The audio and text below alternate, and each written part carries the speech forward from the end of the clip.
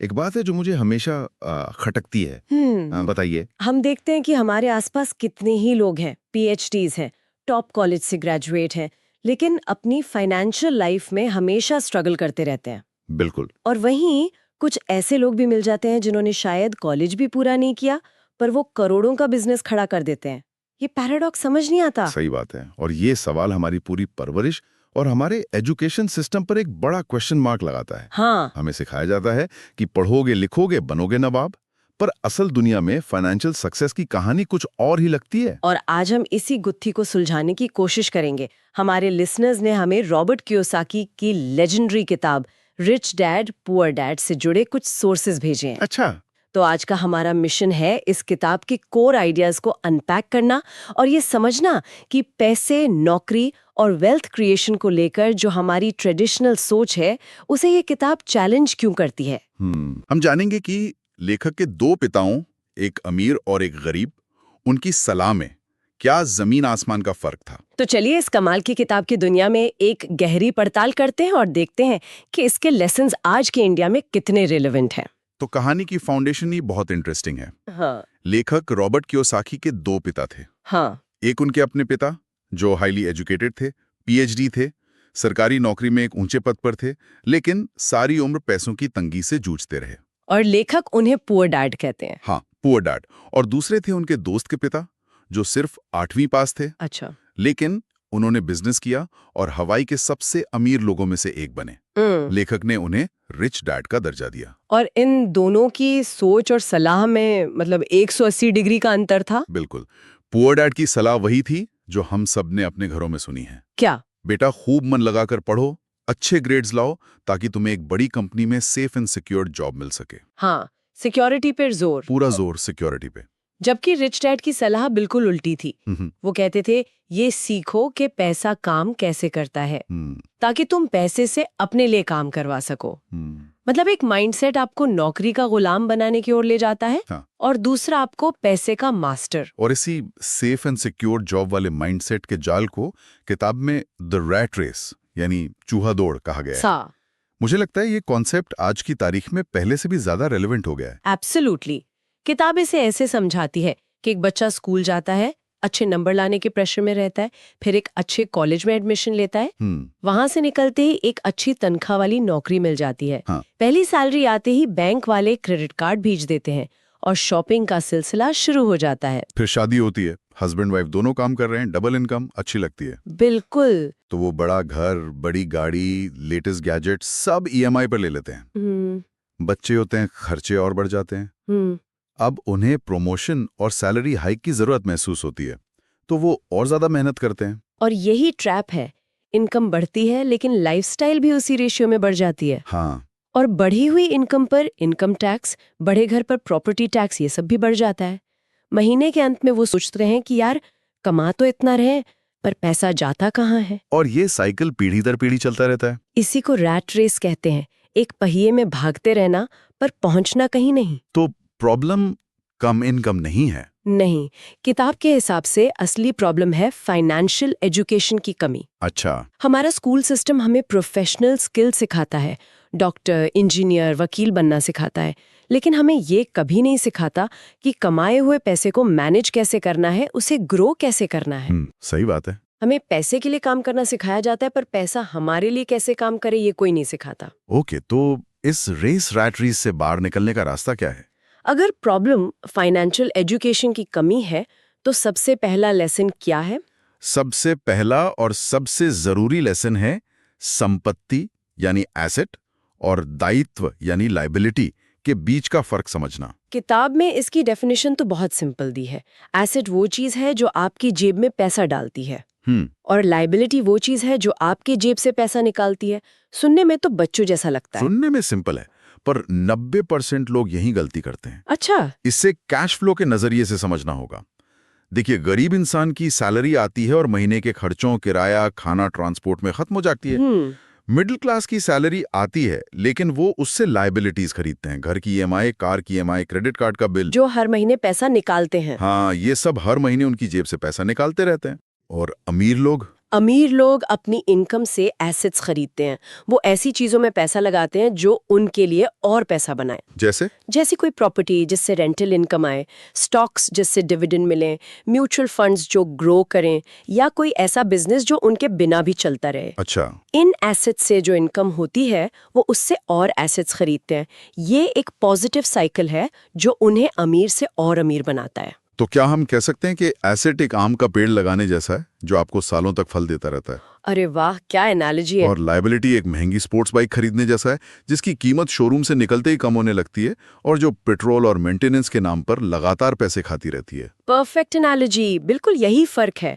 और इसी लॉजिक पर किताब का सबसे कंट्रोवर्शियल आइडिया आता है। कौन सा? कि आपका घर एक एसेट नहीं बल्कि एक लायबिलिटी है। ये सुन के ज्यादातर लोगों को झटका लगता है। एक मिनट, इस बात से मैं पूरी तरह एग्री नहीं कर सकता। हमें तो बचपन से सिखाया गया है कि अपना घर होना सबसे बड़ी सिक्योरिटी है और टाइम के साथ उसकी कीमत भी तो बढ़ती है, जिसे हम कैपिटल गेन कहते हैं। हाँ। तो क्या ये उसे एक तरह की संपत्ति नहीं बनाता? आपका सवाल बहुत वैलिड है और यहीं पर न्यूआंस है। किताब कैश फ्लो के पर्सपेक्टिव से बात कर रही है।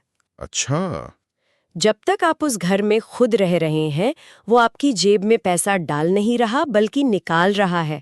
प्रॉपर्टी टैक्स, मेंटेनेंस, इंश्योरेंस और अगर लोन पर है तो हर महीने की ईएमआई का ब्याज। मतलब कैश फ्लो के हिसाब से वो एक लायबिलिटी है। बिल्कुल। तो वो एसेट कब बनता है? वो एसेट तब बनता है जब आप उसे किराए पर दे दें और किराया आपकी ईएमआई और बाकी खर्चों से ज्यादा हो, या जब आप उसे बेचकर कैपिटल गेन रियलाइज करें। रिच डैड का पॉइंट ये नहीं है कि घर मत खरीदो। उनका पॉइंट है कि एसेट और लायबिलिटी का फर्क समझो और पहले अपने एसेट कॉलम को इतना स्ट्रांग बना लो कि उससे होने वाली इनकम आपकी लायबिलिटीज को फंड कर सके। अच्छा, मतलब अमीर लोग आखिर में लग्जरी खरीदते हैं और मिडिल क्लास सबसे पहले। एग्जैक्टली। ये माइंडसेट शिफ्ट तो बहुत बड़ा है। मतलब फोकस सैलरी बढ़ाने पर नहीं बल्कि एसेट कॉलम को बिल्ड करने पर होना चाहिए। हाँ, इसी से जुड़ा एक और आइडिया है किताब में, माइंड योर ओन बिजनेस, यानी अपने काम से काम रखें। हाँ, और यहाँ बिजनेस का मतलब वो नहीं है जो हम आमतौर पर समझते हैं। किताब कहती है कि आपका प्रोफेशन और आपका बिजनेस दो अलग अलग चीजें हैं। जैसे कोई कहता है मैं एक बैंकर हूँ, तो उसका प्रोफेशन बैंकिंग है पर वो उस बैंक का मालिक नहीं है। किताब में मैकडॉनल्ड्स के फाउंडर रे क्रॉक का एक ब्रिलियंट एग्जाम्पल है। हाँ। उनसे जब पूछा गया कि वो किस बिजनेस में है तो लोगों को लगा वो कहेंगे हैमबर्गर बेचने के। लेकिन उन्होंने कहा my business is real estate. क्या बात है। उनका प्रोफेशन था हैमबर्गर फ्रेंचाइज बेचना, पर उनका असली बिजनेस था उन फ्रेंचाइजेस के नीचे की जमीन को खरीदना और कंट्रोल करना। एग्जैक्टली। तो किताब की सलाह है अपनी 9 to 5 जॉब करते रहो, अपने बिल चुकाओ, लेकिन अपनी सैलरी का एक हिस्सा अपने असली बिजनेस में लगाओ। और आपका असली बिजनेस है आपका एसेट कॉलम। हाँ, आपको उससे बिल्ड करने पर फोकस करना है। तो आज के जमाने में इंडिया में ये रियल एसेट्स क्या हो सकते हैं? बहुत कुछ हो सकता है। स्टॉक्स या म्यूचुअल फंड्स में एसआईपी करना, रीट्स के जरिए कमर्शियल प्रॉपर्टी में एक छोटा सा हिस्सा खरीदना जिससे रेंटल इनकम आए। कोई साइड हसल शुरू करना, जैसे एक छोटा D2C ब्रांड या एक यूट्यूब चैनल जो धीरे धीरे आपके बिना भी इनकम जनरेट करे। इंटेलेक्चुअल प्रॉपर्टी जैसे कोई किताब लिखना या ऑनलाइन कोर्स बनाना। पॉइंट यह है कि आप एक्टिव इनकम के अलावा पैसिव इनकम के सोर्सेज बनाएं। बिल्कुल। और यहीं पर एक और माइंड ब्लोइंग आइडिया आता है, द रिच इन्वेंट मनी, यानी अमीर लोग पैसे का आविष्कार करते हैं। इसका क्या मतलब है? इसका मतलब है कि वो सिर्फ मेहनत करके या बचाकर पैसा नहीं कमाते, वो फाइनेंशियल क्रिएटिविटी और नॉलेज का इस्तेमाल करके अपॉर्चुनिटीज से पैसा बनाते हैं। मतलब वो ऐसी डील्स देखते हैं जो आम आदमी को नजर ही नहीं आती। हाँ। किताब में इसका एक रियल एस्टेट वाला उदाहरण है जिसमें काफी सारे नंबर्स हैं। क्या आप उसे सिंपल टर्म्स में समझा सकती हैं? जरूर। नंबर्स पर फोकस करने की बजाय प्रिंसिपल को समझते हैं। कहानी कुछ ऐसी है कि मार्केट डाउन था। ओके।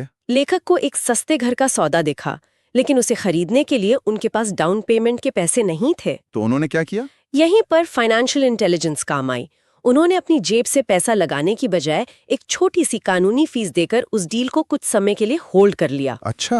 फिर उन्होंने फटाफट एक नया खरीदार ढूंढा जो उस घर को थोड़ी ज्यादा कीमत पर खरीदने को तैयार था। अब उस नए खरीदार को घर खरीदने के लिए लोन चाहिए था।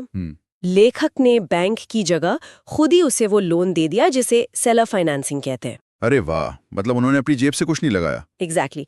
बिना पैसा लगाए उन्होंने एक डील को कंट्रोल किया, उसे फ्लिप किया और आखिर में एक ऐसी एसेट बना ली, वो लोन अग्रीमेंट जो हर महीने उन्हें ब्याज के साथ कैश फ्लो दे रही थी। ये पैसे से पैसा बनाना नहीं था। नहीं, ये दिमाग से, नॉलेज से, हवा में से पैसा बनाना था। यही है इन्वेंटिंग मनी। ये सुनने में तो ब्रिलियंट लगता है, पर क्या ये लीगली इतना सीधा है? क्या इसमें बहुत ज्यादा रिस्क नहीं है, खासकर अगर आपको खरीदार ना मिले? देखिए, रिस्क तो हर चीज में है, सड़क पार करने में भी है। पॉइंट रिस्क से भागना नहीं, उसे मैनेज करना सीखना है। और यहीं पर माइंडसेट का रोल आता है। सिर्फ फाइनेंशियल नॉलेज काफी नहीं है। फाइनेंशियल सक्सेस के रास्ते में कुछ बड़ी मेंटल हर्डल्स भी हैं। जैसे? किताब में पहली बाधा बताई गई है डर, पैसा खोने का डर। ये डर तो सबको लगता है, कोई भी अपनी मेहनत की कमाई खोना नहीं चाहता। बिल्कुल, किताब कहती है कि हर अमीर इंसान ने कभी ना कभी पैसा खोया है, लेकिन गरीब लोग पैसा खोने से इतना डरते हैं कि वो कभी इन्वेस्ट ही नहीं करते। सही बात है। वो अपना सारा पैसा सेविंग्स अकाउंट या एफडी में रखते हैं, जहां इन्फ्लेशन उसे धीरे धीरे खा जाता है। रिच डैड कहते थे, the biggest risk is not taking any risk. वो हार को सीखने की फीस मानते हैं। और दूसरी मेंटल हर्डल है सिनिसिज्म या शंका। हाँ, जिसे हम नेगेटिव माइंडसेट भी कह सकते हैं। ये वो लोग हैं जो हर अपॉर्चुनिटी में प्रॉब्लम ढूंढते हैं। अच्छा। आप उनसे रियल एस्टेट इन्वेस्टमेंट की बात करेंगे तो वो कहेंगे, अरे यार, किराएदार कौन संभालेगा, और अगर टॉयलेट खराब हो गया तो? वो सोल्यूशन पे फोकस करने की बजाय प्रॉब्लम पे अटक जाते हैं। बिल्कुल। लेकिन क्या ये शंका थोड़ी बहुत जायज नहीं है? आज के जमाने में इतने फाइनेंशियल स्कैम्स होते हैं, हर कोई आपको जल्दी अमीर बनाने का सपना बेच रहा है।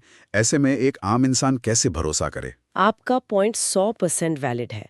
ब्लाइंड ऑप्टिमिज्म खतरनाक है, लेकिन किताब एजुकेटेड एनालिसिस और सिनिकल क्रिटिसिज्म में फर्क करने को कहती है।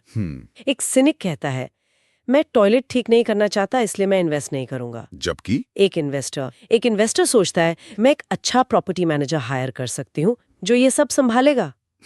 सिनिसिज्म आपको एक्शन लेने से रोकता है, जबकि एजुकेटेड एनालिसिस आपको स्मार्ट एक्शन लेने में मदद करता है। इन बाधाओं को पार करने के लिए किताब एक और रैडिकल आइडिया देती है, work to learn, don't work for money. हाँ, यानी सीखने के लिए काम करें, पैसे के लिए नहीं। ये तो हमारी पूरी अपब्रिंगिंग के खिलाफ है। बिल्कुल, क्योंकि हमें हमेशा ज्यादा पैकेज वाली नौकरी ढूंढने को कहा जाता है। लेखक अपना उदाहरण देते हैं, उन्हें सेल से बहुत डर लगता था, वो बहुत शर्मीले थे। लेकिन वो जानते थे कि बिजनेस में सक्सेस के लिए बेचना आना बहुत जरूरी है। इसलिए उन्होंने एक ज्यादा सैलरी वाली नौकरी छोड़कर जेरोक्स कंपनी में नौकरी की। सिर्फ सीखने के लिए? सिर्फ इसलिए क्योंकि जेरोक्स की सेल्स ट्रेनिंग दुनिया में बेस्ट मानी जाती थी। उन्होंने शॉर्ट टर्म मनी पर लॉन्ग टर्म स्किल को प्रायोरिटी दी। एग्जैक्टली। उन्होंने कम्युनिकेशन, नेगोशिएशन और रिजेक्शन को हैंडल करने जैसे स्किल सीखे, जिन्होंने बाद में उन्हें करोड़ों बनाने में मदद की। सही है। आज के कॉन्टेक्स्ट में ये हो सकता है कि आप एक हाई पेइंग कॉर्पोरेट जॉब की जगह एक स्टार्टअप में कम सैलरी पर काम करें, क्योंकि वहां आपको बिजनेस के हर पहलू को सीखने का मौका मिलेगा। एक और आदत जिसका जिक्र किताब में है, पे योरसेल्फ फर्स्ट। इसका क्या मतलब है? क्या ये शॉपिंग करने की बात हो रही है? नहीं, इसका मतलब ठीक उल्टा है। अच्छा। इसका मतलब है कि जैसे ही आपकी सैलरी आए, सबसे पहला काम आप ये करें कि उसका एक हिस्सा, जैसे 10 या 20%, अपने एसेट कॉलम में इन्वेस्ट करें, स्टॉक्स में, SIP में, जहां भी आपका प्लान हो। और उसके बाद जो पैसा बचे, उससे अपने बिल और बाकी खर्चे चलाएं। लेकिन अगर बिल चुकाने के लिए पैसे कम पड़ गए तो? यही तो इस स्ट्रेटजी का मैजिक है। ये आपके ऊपर एक हेल्दी प्रेशर बनाता है। जब आप देखते हैं कि बिल चुकाने के लिए पैसे कम हैं, तो आपका दिमाग ऑटोमेटिकली इनकम बढ़ाने के नए तरीके खोजने लगता है। कोई साइड हसल, कोई फ्रीलांस गिग। जबकि ज्यादातर लोग उल्टा करते हैं। हाँ, वो पहले सबका बिल चुकाते हैं और अगर महीने के अंत में कुछ बचा तो इन्वेस्ट करते हैं। और सच तो यह है कि अक्सर कुछ भी नहीं बचता। तो आज की हमारी इस चर्चा को अगर समराइज करें तो पहला की टेक अवे है कि अच्छी पढ़ाई करो ताकि सिक्योर जॉब मिले वाली ट्रेडिशनल सलाह पर सवाल उठाना जरूरी है। दूसरा, एसेट और लायबिलिटी के बीच के असली फर्क को कैश फ्लो के नजरिए से समझें। हमेशा ऐसी चीजें खरीदें जो आपकी जेब में पैसा डालें, ना कि निकालें। तीसरा, सिर्फ अपनी सैलरी पर डिपेंड मत रहो। अपनी जॉब के साथ साथ अपना बिजनेस यानी अपना एसेट कॉलम बिल्ड करने पर फोकस करें। और चौथा, पैसा खोने के डर और नेगेटिव माइंडसेट जैसी मेंटल हर्डल्स को पहचानें और उन्हें पार करें। हार को सीखने का मौका समझें और एनालिसिस करें, क्रिटिसिज्म नहीं। ये सभी बहुत पावरफुल आइडियाज हैं जो हमारी सोच को फंडामेंटली बदल सकते हैं। हमारी बातचीत के अंत में लिसनर्स के लिए कोई फाइनल प्रोवोकेटिव थॉट। किताब का एक बहुत गहरा तर्क है कि आपकी सबसे बड़ी संपत्ति सोना, जमीन या पैसा नहीं है, बल्कि आपका दिमाग है। असली चुनाव यह नहीं है कि कौन सी नौकरी करनी है, बल्कि यह है कि आप हर दिन अपने दिमाग में क्या डालना चुनते हैं। अच्छा, पढ़ते हैं, कौन से पॉडकास्ट सुनते हैं, सोशल मीडिया पर किसे फॉलो करते हैं और किन लोगों से बात करते हैं। क्या ये आपके फाइनेंशियल फ्यूचर का सबसे बड़ा प्रेडिक्टर हो सकता है? वाह, ये सोचने पर मजबूर करने वाला विचार है। आप अपने दिमाग को जिस चीज से फीड कर रहे हैं वही आपके भविष्य का ब्लूप्रिंट तैयार कर रहा है।